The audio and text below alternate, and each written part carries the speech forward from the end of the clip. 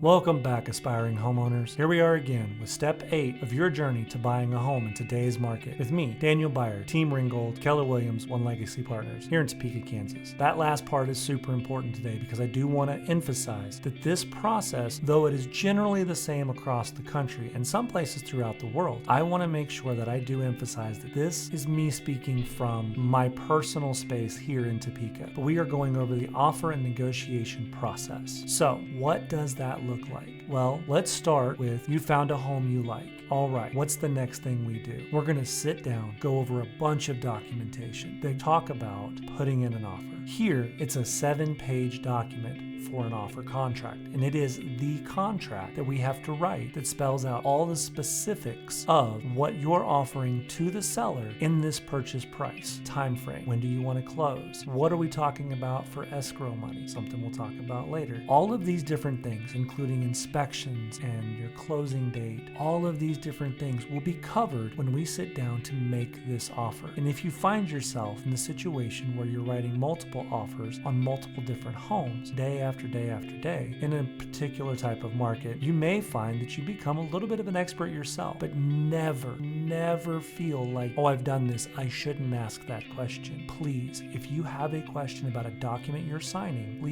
please ask your agent. Now, once we write up that offer, we're going to send it over to the seller's agent or to the seller, depending if it's a for sale by owner. They will review it and they will either accept it, counteroffer, or reject it. Now, if they accept or counteroffer, we move to the next step. If they reject it, kind of, sort of, we also move to the next step, but it's a little different. We either write up a whole new offer or we move on to the next home. But let's say, for instance, they counter. Their countering is a negotiation. They're saying, hey, you offered X, but we would like to add X plus 1. Let's say, for instance, they want to change the price. You offered $100,000. The home was listed at $105,000. And they're like, well, how does $102,500 sound?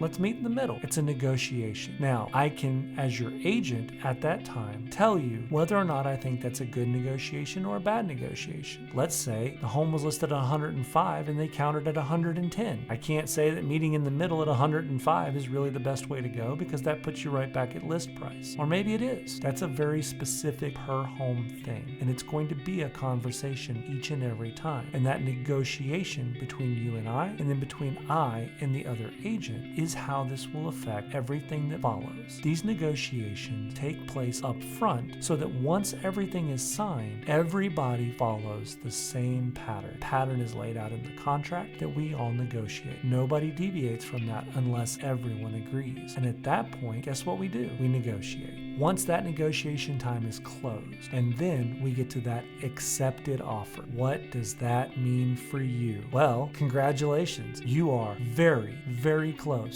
to being a homeowner. And it will bring us to our next video. Step number 9, home inspections and due diligence. So until next time, keep your head on a swivel and keep looking. But it's me, Daniel Byer, Team Ringgold, Keller Williams, One Legacy Partners, looking forward to helping you close out this journey.